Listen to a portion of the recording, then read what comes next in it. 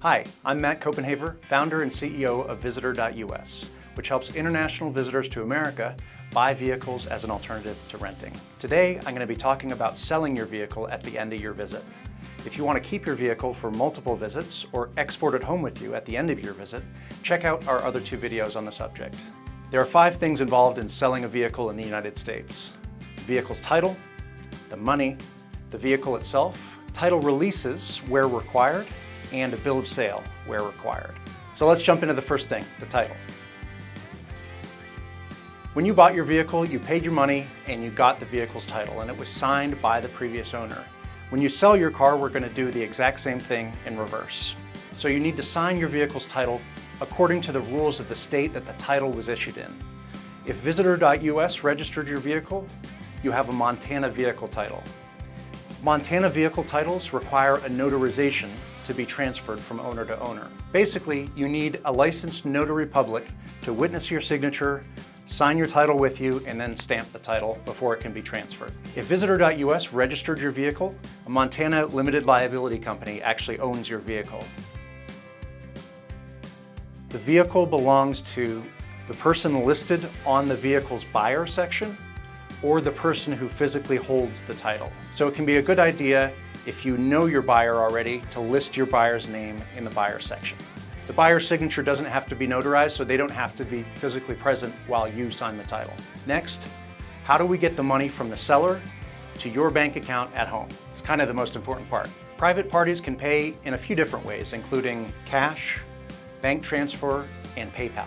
Dealers can usually only pay in one of 2 ways: a bank transfer or a type of physical check known as a bank draft. Avoid bank drafts if at all possible, because they're very hard to deposit at accounts outside of the United States.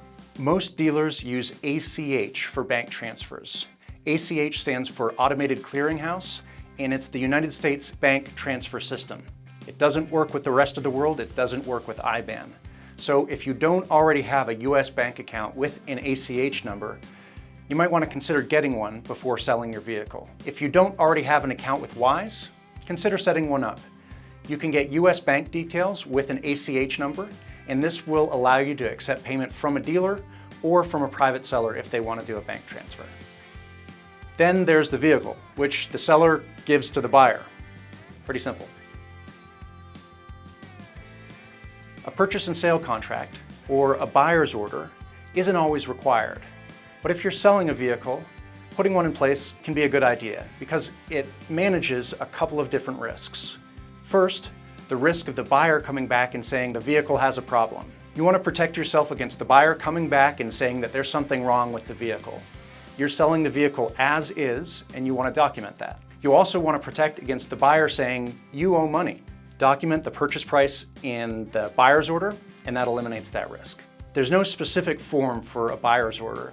Each state has their own suggested template, but a buyer's order handwritten and signed on a piece of notebook paper is perfectly valid. Electronic signatures that follow the e-sign law are also valid. Keep your signed buyer's order for your records in case the buyer comes back.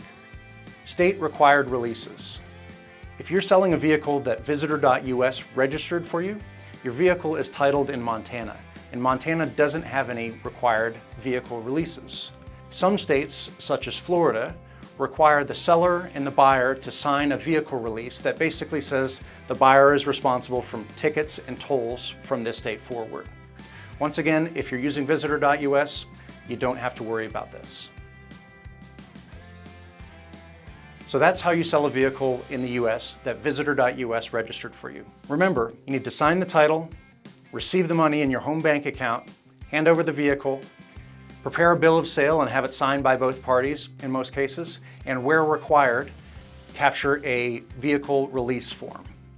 So if you're planning to buy a vehicle in the United States and want to sell it at the end of your visit, get in touch with Visitor.us today.